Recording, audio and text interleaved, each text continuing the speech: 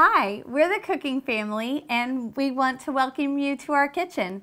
I'm Holly and these are my children, and we are going to do one of our favorite things that we like to do together, and that is cook dinner.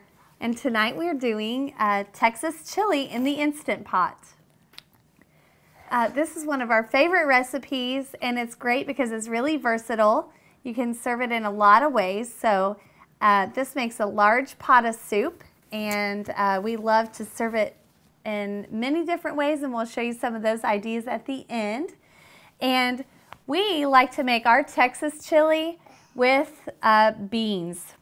And I know that some people swear that Texas chili does not have beans, but we're from Texas and we like beans in our chili, so we call ours Texas chili. If you don't like beans, you can also do this without beans, and our website will tell you all the full instructions on how to do that, but you just simply leave out the beans and you'll have bean-free Texas chili with all meat. So let's get started.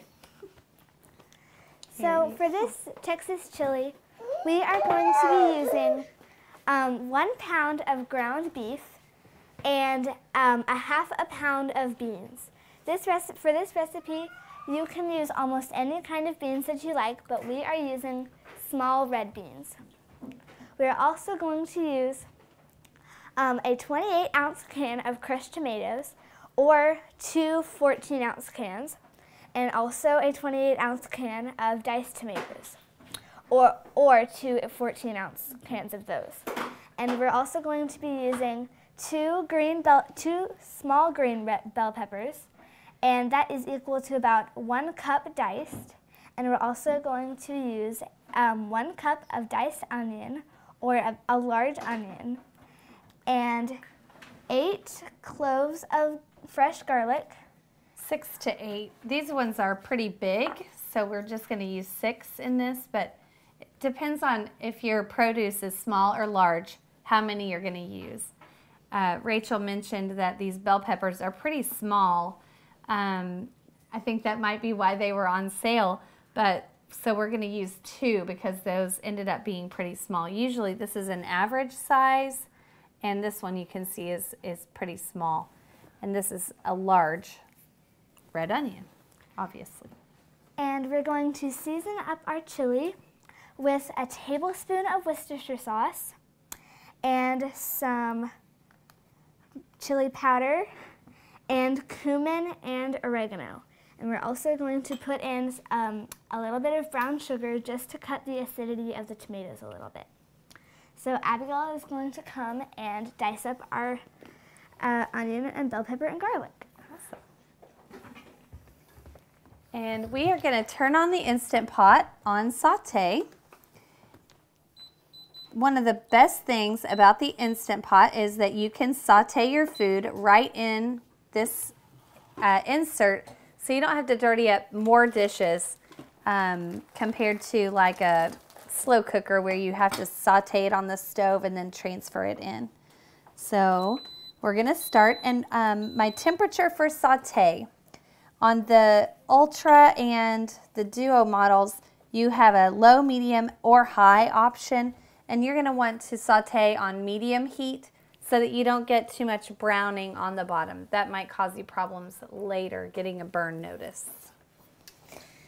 Okay, so I am going to cut off this root end so that we don't get this fuzzy stuff in our, oh yeah, I want these. We're going to get out the trash bowls. So I'm going to just put this in our trash bowl so that we don't have onion hairs. Hold on. Can I show you something? Yeah. I wanted to show that we left this root end intact. So this is, we just cut off the gross fuzz, but this is going to hold the onion together really nicely. And then I'm just going to cut off this stem part. Great job, Abigail. And take this and put that in the trash bowl. So now, by cutting off that stem, I made a flat surface so that my onion does not wobble when I cut it down through the middle. So I'm just gonna cut it. And then you don't want this skin in your food, so you can just peel that off and put it in your trash bowl. And do that again on this other side. So, and then I'm going to take this and I'm going to cut little angles in the onion, like rays of the sun. And so this is where the help of the root comes in, because it helps hold these pieces intact. So I'm going to use a locomotive motion. Oh, that was a little big. It's fine. And cut off these thin little slivers to make diced onion, and to make the onion diced. And then I'm just going to do that over and over and over again until I get to the end. And then I'm going to take this and put it in the trash bowl. And then I can take this little cut thingy, Scraper. and put it in our food bowl. And then I'm just going to do the same thing with the other side. Okay, and now we are going to brown the ground beef, and we're just going to put in this 1 pound into the Instant Pot. I'll take that. There you go. And we're just going to plop it on in there and break it up. We like to use this wooden paddle. It's nice and hefty for breaking up ground beef or ground sausage. It makes it much easier, especially for children if they're helping cook in the kitchen, which we love. It helps break up that meat nice and into little bite-sized pieces. And so we're just going to let this brown.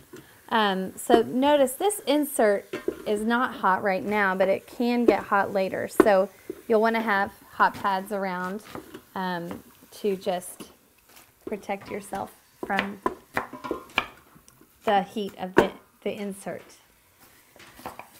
Okay, Abigail's almost done with these onions. We'll add those to the pot and start sauteing those.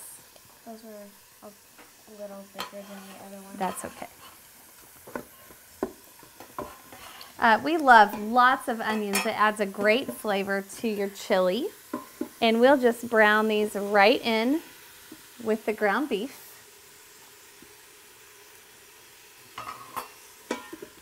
And Abigail's going to show us how we cut up a bell pepper. Okay, so again, I'm going, just like the onion, I'm going to cut the bell pepper in half, and I'm going to take this stem and put my thumb right here, and then take my 2 fingers and put them inside the core and pull the core out and put it in our trash bowl. And then I'm going to take out these white foamy veins, and I'm going to hit the bell pepper to get the seeds out. And then, is it okay if you have a few seeds in there? Yes, it is. They don't hurt a thing.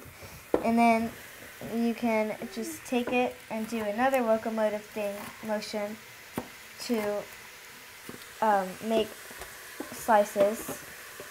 And so later, as soon as I finish slicing these, I'm going to line them up and then dice them. And there you go.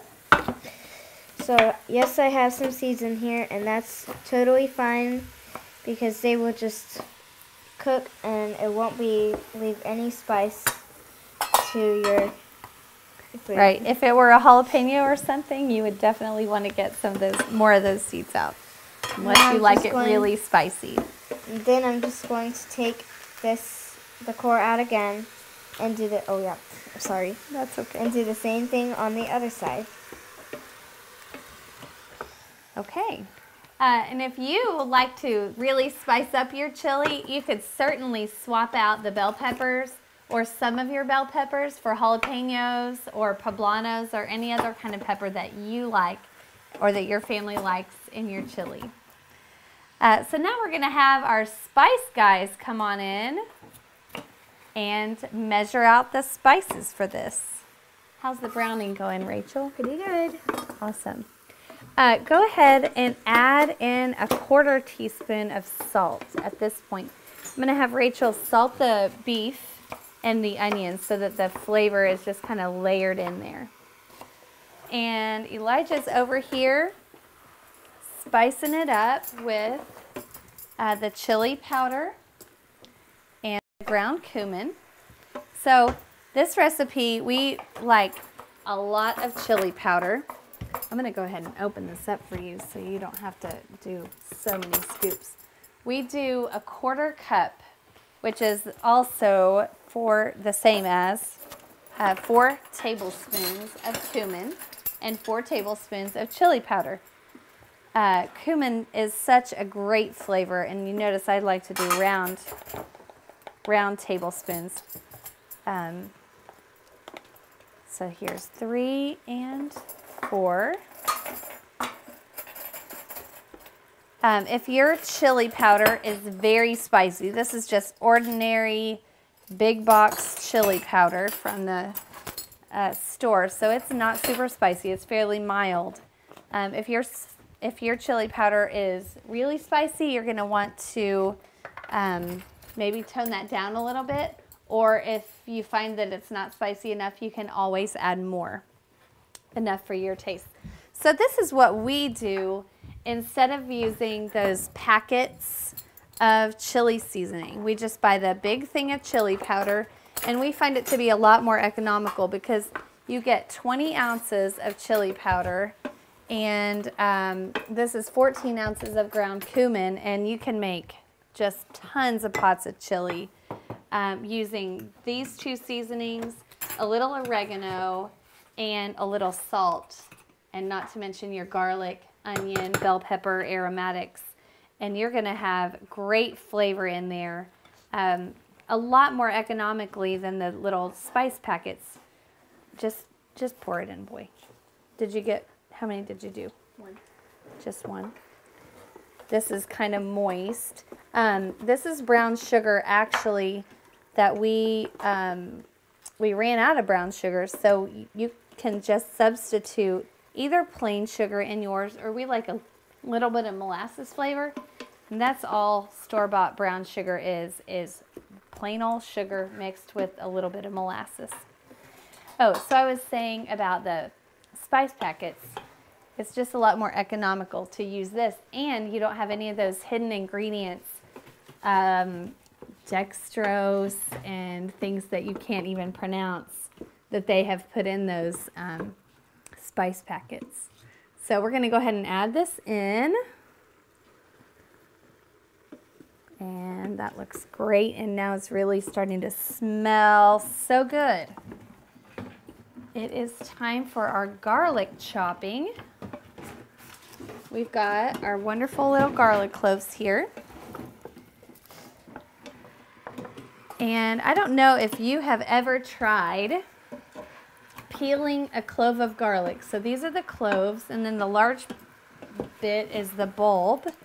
But these are really practically impossible to peel unless you give them a good pop and break that skin. Yes. So this is a partial bulb where we got these from. This is called a bulb. These are the cloves of garlic. And we use, like I said, 6 to 8 large cloves. And you just take your knife and smash it. It's kind of fun because you can take out any frustration that you might have on that garlic and really give it a good smash. Do them, hold on, baby. Do them one at a time, and you don't want it to be on top of the cutting board because it'll stop you from going down as far. There you go. Smashing it breaks that paper, and it just comes right off. I'm going to help Miriam over here. Chopping garlic is a job that can be done by a little one, like Miriam is 7, and she can chop garlic thanks to this wonderful tool. It makes it a job that she can actually do in the kitchen. So that's great, huh? And we find that kids really like to smash and chop the garlic. Wait. Did you lose it? Yeah. Okay, now, Miriam, you want to make sure you be really careful. There you go. Abigail's going to hold it down for her.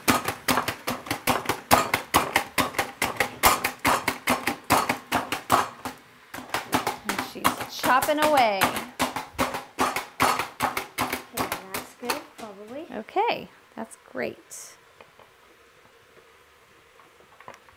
So we'll move this stool around for you. You just take the garlic, girly. The pot is hot. Everything is... Abigail, would you please get a couple pot holders? Yes. Okay. So Miriam, be careful not to touch the edge of the pot. Okay. And in goes the garlic, and doesn't that smell good? She's swooning. We love it. Okay, so now Hannah's going to help me with, thank you ma'am, the cans of tomatoes. Okay, so now hold on too. We haven't added our Worcestershire.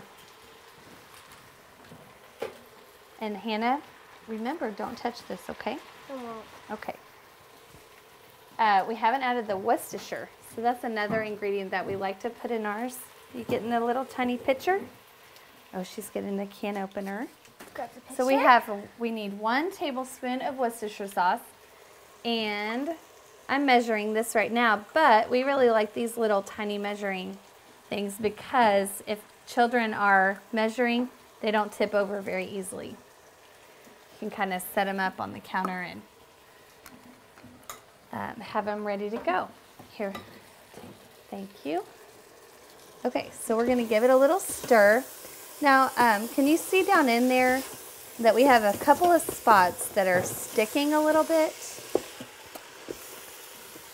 Where the meat and the seasonings are browning, and that is okay, but sometimes when you're using the Instant Pot, you'll get a burn notice, and you do not want the burn notice because it will prevent your pot from coming to pressure.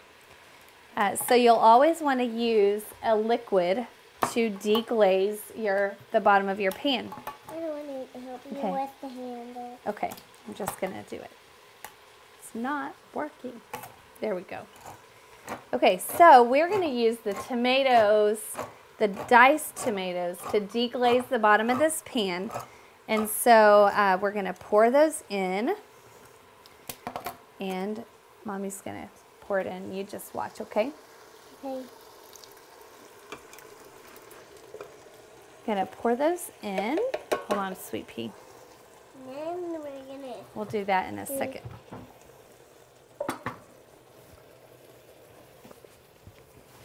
And I'm going to reach down in here and just stir, stir, stir so that we can get all the little tiny little brown bits off the bottom. That's going to give us lots of flavor. And do you see how the tomato, I don't know if you can see, but that tomato juice is just dissolving the brown right off the bottom. And so before you close your pot and try to get it up to pressure, you want to make sure you get all that brown off the bottom because it'll keep your pot from coming to pressure. Okay, and I think we've got it.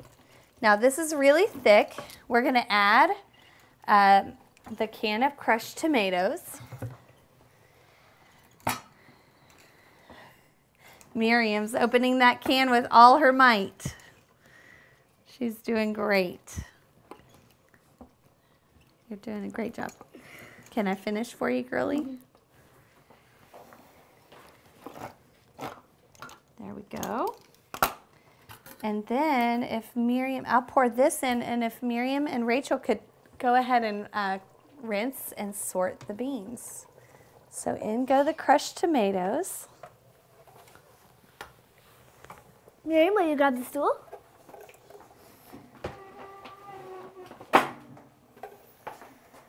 Come here, Hannah. Is Hannah? Hannah was going to. Oh, Hannah's going to do it. Okay, that's fine. Okay, Hannah, let's pour the beans in. Thank you, ma'am. She's going to recycle those cans. Okay, now we need to find all the yucky beans that we don't want to eat. So can you find any? There's one. We don't want to eat that. Let's see if we found one. Oh, good. There's a really bad one. We do not want to eat any of the yucky beans, so me and Hannah are just going to search through and find the bad ones. So we really like to use dried beans, and cooking dried beans in the Instant Pot is one of the best ways that I love to use the Instant Pot. You can have dried beans cooked and ready to eat in less than an hour. And that is a boon if you have been used to the cooking process, especially of cooking it in a crock pot overnight for 8 hours, or even on the stove where you run the risk of your beans boiling over or drying out. It's just wonderful that you can get your beans cooked in about an hour. Would you please go ahead and rinse them? Yes. But sometimes, because they come from a field, sometimes you really will find rocks and little sticks and dirty beans, like that have actual dirt on them. So you want to pick those out before you cook them. Okay, so I'll take that. I'll just take the whole colander. All right, go ahead. Thank you, ma'am. Thank you, Hannah and Rachel. So I'm going to come back over here. This is heating nicely so that it can be preheated. We're going to pour these beans right in. These are dried beans. We're just going to pour them in. And anytime you're cooking with dried beans, you must add extra water because they absorb liquid. This is about the consistency that we want it to come out at the end, but this would not be enough liquid for the beans to absorb. So we're adding 3 cups of water to this so it'll have plenty of liquid. You always have to add some form of thin liquid to the Instant Pot in order for it to come to pressure.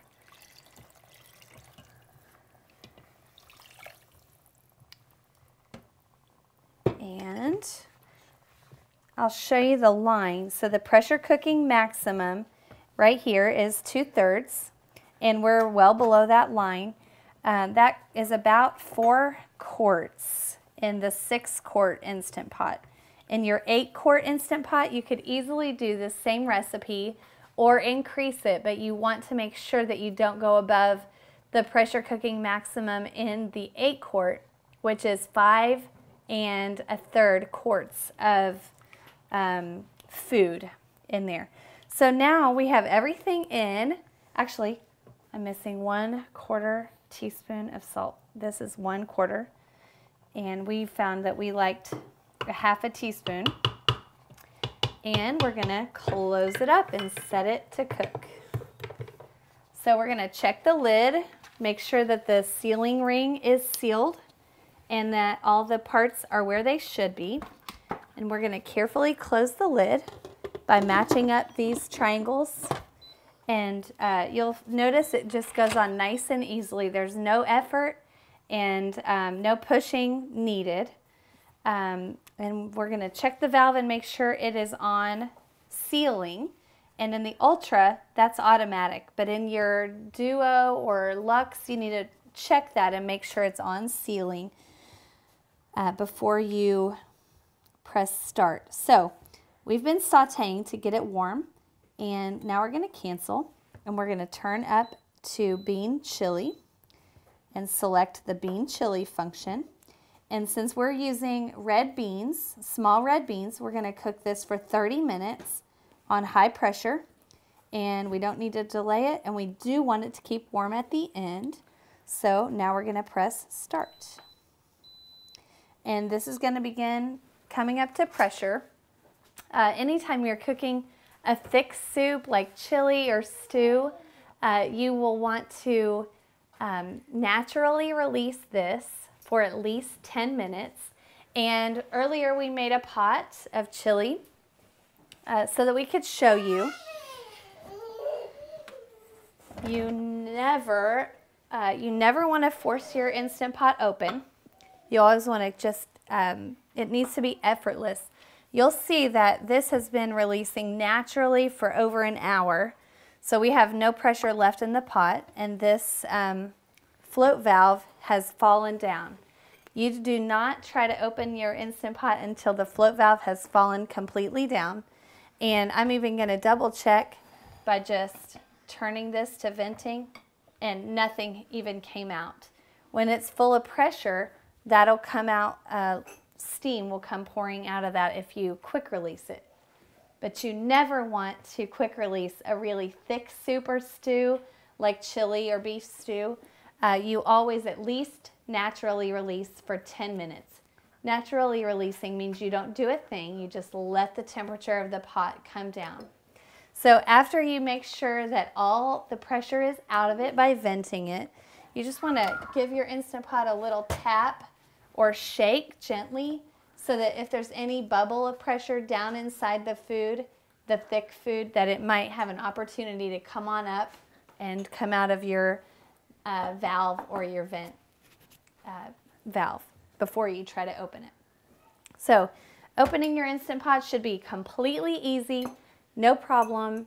If you have to push or tug, stop whatever you're doing and take a deep breath. You should not have any effort at all. So we're just going to turn this, no problem. And I'm going to pull it open with the lid away from me for any steam to come out the back. And here is what it looks like when we open it up, and now we're going to give it a stir. And that is looking delicious. Can't wait to eat some. So we've got several serving options over here that we wanted to show you. I'm going to grab the ladle and a hot pad. Oh, you got a hot pad for that. Great. Just pull the insert right on out with the hot pad. And so one of the things we like to do with our chili, this is the way I grew up eating it, was just plain with saltine crackers. So I'm going to, hold on one second, baby. I'm going to dish up some chili. You can see we have some hungry kids ready to eat some chili. And so we do this, and that's ready just for saltines and cheese. And another way we love to eat it is Frito pie. I think that's a Texas favorite. And we're going to just put the chili right on top of those Fritos. And what do you guys like on top of your Frito pie? Sour cream. Cheese. Sour cream and cheese. So Abigail, go ahead and put some sour cream, and Rachel can put some cheese on there. And I really like to have it with rice. The first time I had chili over rice was in college, and it was just so good, and I couldn't believe it. I don't know why, but we just never did that in Indiana growing up. And when we have chili over rice, we also like to put a little sour cream on there and cheese. We love chili, to serve chili when we have a group of people coming over because it's a great way to cook a lot of food and serve it. Anybody can make it how they want for their own preference if you put out several fixins. I'm even going to put a few jalapenos on this one. Just for a little extra kick for Daddy. He's on camera. So we hope that you have a great dinner with your family and a great winter weekend. And from our house to ours. Okay. You can go to our website at thecookingfamily.com and find this recipe and all the instructions and ways that kids can help. And also we hope that you'll go to facebook.com/thecookingfam to find us and like us on there. And we hope you have a great meal with your family.